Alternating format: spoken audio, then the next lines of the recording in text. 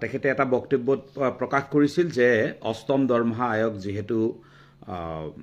কেন্দ্ৰীয় চৰকাৰে গঠন কৰিলে গতিকে অসমতো গঠন কৰা হ'ব আৰু ইয়াৰ বাবে টাৰ্মছ অফ ৰেফাৰেন্স সম্পৰ্কত যদি বিভিন্ন দল সংগঠনৰ কিবা পৰামৰ্শ থাকে তেখেতে দিয়াৰ কাৰণে এটা অনুৰোধ জনাইছিল যদিও আজিৰ মুহূৰ্তলৈকে চৰকাৰী নটিফিকেশ্যন হোৱা নাই বিষয়টো লৈ তথাপিও মুখ্যমন্ত্ৰী মহোদয়ৰ যেটো বক্তব্য তেখেতৰ বক্তব্যৰ প্ৰতি আমি সন্মান জনাই আজি কিছুদিন পূৰ্বে আমাৰ ৰাজ্যিক সন্মিলনীৰ তৰফৰ পৰা টাৰ্মছ অফ ৰেফাৰেন্স সম্পৰ্কে আমি এখন চিঠি মাননীয় মুখ্য সচিব মহোদয়লৈকে প্ৰেৰণ কৰিছিলোঁ চিঠিখন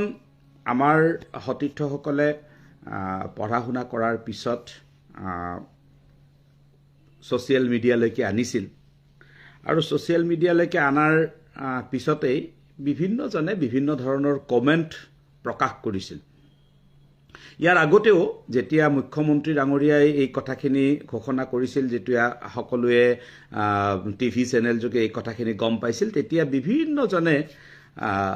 আমাৰ প্ৰাথমিক বিদ্যালয়ৰ বা অন্যান্য শ্ৰেণীৰ শিক্ষক শিক্ষয়িত্ৰীসকলৰ বা অন্যান্য কৰ্মচাৰীসকলৰ মাজত এটা উৎকণ্ঠাৰ সৃষ্টি হৈছিল যে আমাক কি লাগিব আমাক হেডমাষ্টাৰ লাগিব আমাক গ্ৰেড পে লাগিব আমাক ইএল লাগিব আদি ইত্যাদি আমাৰ যিবোৰ ডিমাণ্ড সেইবোৰ সম্পৰ্কে কথা বতৰা পতাৰ কাৰণে বা ডিমাণ্ডবোৰ দিয়াৰ কাৰণে ইতিমধ্যে ফাইনেন্স ডিপাৰ্টমেণ্টত খবৰ কৰি গম পোৱা মতে বহুতেই ব্যক্তিগতভাৱে তেনেকুৱা ধৰণৰ চিঠি পত্ৰ দিছেও কিন্তু কথাটো হ'ল যে টাৰ্মছ অফ ৰেফাৰেন্স শব্দটোৰ টাৰ্মছ অফ ৰেফাৰেন্স যিটো সেইটো কিন্তু এনেকুৱা বিষয় নহয় যে বিভিন্ন পৰ্যায়ৰ শিক্ষক কৰ্মচাৰীসকলৰ কি লাগে বা তেওঁলোকৰ ডিমাণ্ড কি হ'ব সেই সম্পৰ্কে যিখন আমি প্ৰতিবেদন প্ৰত্যেকটো দল সংগঠন বা কেতিয়াবা ব্যক্তি বিশেষেও দিয়ে এইখন দিয়া হয় যেতিয়া দৰমহা আয়োগে গঠন কৰাৰ পিছত দৰমহা আয়োগে কৰা কুৱেশ্যনাৰীখনৰ পিছত তাৰ লগত এই প্ৰতিবেদনখন দিয়া হয় এইটো এটা প্ৰচিডিউৰ টাৰ্মছ অফ ৰেফাৰেন্সৰ গোটেই কথাটোৱে হ'ল এইটো যে দৰমহা আয়োগৰ যিটো পৰিসৰ তেওঁলোকৰ যিটো পাৰিতোষিকৰ কাৰণে তেওঁলোকে যিখিনি নিশ্চিত নীতি নিৰ্ধাৰণ কৰিব পেঞ্চন আদিৰ ক্ষেত্ৰত যিটো নীতি নিৰ্ধাৰণ কৰিব বানছৰ ক্ষেত্ৰত যিটো নীতি নিৰ্ধাৰণ কৰিব সেই নীতি নিৰ্ধাৰণৰ কাৰণে তেওঁলোকে ল'ব লগা যিখিনি মূল ভেটি সেই সন্দৰ্ভত কেনেকুৱা হ'ব কেনেকুৱা পৰামৰ্শ আমাৰ থাকিব সেই বিষয়টোৰ সম্পৰ্কেহে পৰামৰ্শ বিচাৰিছিল বুলি আমি যিসকল পূৰ্বৰ অভিজ্ঞ ব্যক্তি বা পে কমিশনৰ সৈতে আগতে যিসকলে কাম কৰিছে তেখেতসকলৰ লগত আমি পৰামৰ্শ কৰি আমি জানিব পাৰিছোঁ বা ষষ্ঠ দৰমহা আয়োগ আৰু সপ্তম দৰমহা আয়োগৰ লগত আমি প্ৰত্যক্ষভাৱে সম্পৰ্ক হৈ থাকি আমি সেই কথাখিনি বুজিছিলোঁ আৰু সেইবাবে আমি আমাৰ টিঅআৰখনক ইতিমধ্যে আপোনালোকেও নিশ্চয় পাইছে আমি তাত দুটামান বিশেষ কথা আমি উল্লেখ কৰিছোঁ সেইকেইটাৰ ভিতৰত প্ৰথম কথাটো হ'ল যে আমি অসম চৰকাৰৰ যিখন দৰমহা আয়োগ হ'ব সেইখনক আমি অনুৰোধ কৰিব বিচাৰিছোঁ মুখ্য সচিবৰ জৰিয়তে যে অসমৰ যি খাদ্য সামগ্ৰীৰ দাম ভাৰতবৰ্ষৰ অন্য ৰাজ্যৰ তুলনাত ইয়াত পৃথক খাদ্য সামগ্ৰীৰ ক্ষেত্ৰত 10ৰ পৰা 20% বেছি বা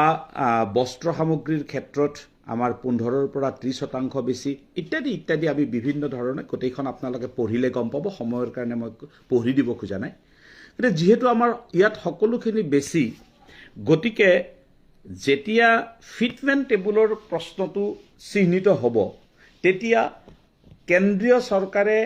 1.86 লৈছে বা 2.7 লৈছে বা কিবা লৈছে বুলিয়েই অসমতো সেইটো কৰিব এই কথাটোৰ আমি অলপ বিৰোধিতা কৰিছোঁ আৰু এই কথাটোৰ ক্ষেত্ৰত আমি ইতিমধ্যে এটা পৰামৰ্শ প্ৰদান কৰিছোঁ যে অসমৰ ক্ষেত্ৰত সেইটো কেন্দ্ৰীয় হাৰতকৈও অলপ বৃদ্ধি হ'ব লাগে যিটো মূল বিষয় সেইটো আমি তেনেকৈ চিহ্নিত কৰিছোঁ। দ্বিতীয় কথাটো আমি কৈছোঁ যে যাতে পৰিয়াল নিৰ্ভৰশীল সদস্যৰ সংখ্যাটো 6জনলৈ বৃদ্ধি কৰে।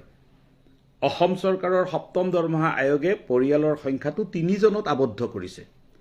আমাৰ ৰাজ্য চৰকাৰৰ নীতি অনুসৰিয়ে সকলোৰে 2টি সন্তান আৰু পিতৃ মাতৃ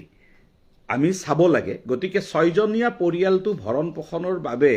নিশ্চিতভাৱে ৰাজ্য চৰকাৰে দৰমহা নিৰ্ধাৰণ কৰাৰ কাৰণে আয়োগে পৰামৰ্শ প্ৰদান কৰাটো উচিত। TOR পিছত মই প্ৰচিডিউৰটো আপোনালোকক সকলোকে অৱগত কৰিছোঁ যে এতিয়া দৰমহা আয়োগ গঠন কৰিব। দৰমহা আয়োগ গঠন কৰাৰ পিছত দৰমহা আয়োগে এখন কুৱেশ্যনাৰী দিব। সেই কুৱেশ্যনাৰীখনৰ আমি সকলোৱে উত্তৰ দিব লাগিব আৰু তাৰ লগত আমাৰ নিজস্ব যিবোৰ আমাৰ ডিমাণ্ড থাকিব সেই ডিমাণ্ডবোৰ আমি তাত সংলগ্ন কৰিব লাগিব যুক্তিসহ। সেইখিনিৰ কাৰণে আমাৰ হাতত অকণমান সময় আছে। আৰু দ্বিতীয় প্ৰসংগটো হ'ল সকলোতকৈ বেছিকৈ উত্থাপিত হোৱা প্ৰসংগ এটা, সেইটো হ'ল যে হেডমাষ্টাৰৰ পোষ্ট কি হ'ব, 8,700 কি হ'ব। নিশ্চিতভাৱে আমি আমাৰ গ্ৰেড পে সম্পৰ্কীয় বিষয়টো আমি উপস্থাপন কৰিবলৈ যাওঁতে 6ষ্ঠ দৰমহা আয়োগত, 5ম দৰমহা আয়োগত, 7ম দৰমহা আয়োগত যেনেকৈ সন্মিলনীয়ে এই বিষয়টো উপস্থাপন কৰিছে একেধৰণে ইয়াক উপস্থাপন কৰিব। মই শিক্ষাবৰ্ষ সম্পৰ্কে যোৱাৰ আগতেই অন্যান্য বুলি এটা শব্দ লিখিছিলোঁ, তাৰ ৰেফাৰেঞ্চত কৈছোঁ। মই আজি এগৰাকী শিক্ষক বন্ধুৰ লগত এই বিষয়ত কথা পাতিছিলোঁ 8,700 প্ৰসংগত। তেওঁক মই সুধিছিলোঁ যে মানে আমি কথা পাতোঁতেই কথা প্ৰসংগতে মই সুধিছিলোঁ, মই নাম ক'ব খোজা নাই, যে এই যে আমি 8,700 টকাটো পাইছোঁ এইটো আমাৰ গ্ৰেজুৱেট গ্ৰেড পে নহয় নেকি? তেওঁ কি কৈছে, পিছলৈ প্ৰথমতে নহয় বুলিয়ে কৈছিল, পিছলৈ যেনিবা ক'লে যে হয়। এতিয়া কথাটো হ'ল, তেখেতক মই সুধিছিলোঁ যে আমি কেনেকৈ পালোঁ। তেখেতে ক'লে যে 2012 চনৰ পৰা যিহেতু শিক্ষকৰ বৃত্তিত